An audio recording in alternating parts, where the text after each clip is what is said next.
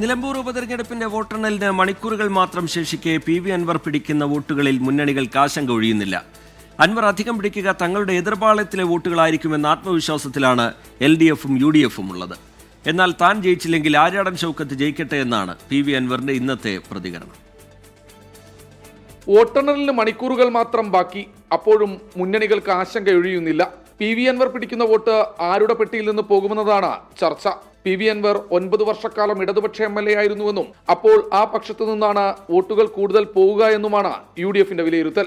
പൊതുവെ UDF camp വലിയ കോൺഫിഡൻസിലാണ്, പ്രതീക്ഷയല്ല ആത്മവിശ്വാസത്തിലാണ്. പഞ്ചായത്ത് ബൂത്തുകളിൽ നിന്ന് UDF കമ്മിറ്റി ശേഖരിച്ച് തന്ന കണക്ക്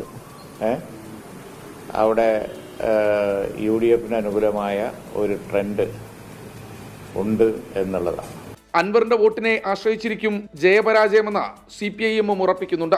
മുസ്ലിം ലീഗ് വോട്ടുകൾ കാര്യമായി PV അൻവറിന്റെ പെട്ടിയിൽ വീണുവെന്നാണ് LDFിന്റെ വിലയിരുത്തൽ. അതേസമയം താനല്ലെങ്കിൽ പിണറായി തുലയാൻ വേണ്ടി ഒളിഞ്ഞ പിണറായിയായ ഷൗക്കത്ത് ജയിക്കട്ടെ എന്നായിരുന്നു അൻവറിന്റെ ഇന്നത്തെ നിലപാട്.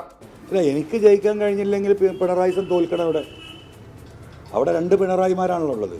ഒന്ന് തെളിഞ്ഞ പിണറായി, ഒന്ന് ഒളിഞ്ഞ പിണറായിയാണ്. അപ്പം സ്വാഭാവികമായിട്ടും തെളിഞ്ഞ പിണറായി തോൽക്കണം. ഈ ഒളിഞ്ഞ പിണറായി ജയിക്കും. അപ്പം ജയിച്ചോട്ടെ. PV അൻവർ 10,000 മുതൽ 20,000 വരെ വോട്ടുകൾ പിടിച്ചേക്കാമെന്നാണ് ഇരു മുന്നണികളുടെയും കണക്കുകൂട്ടൽ. ശ്രീജിത് ശ്രീകുമാരൻ, Team 24, നിലമ്പൂർ.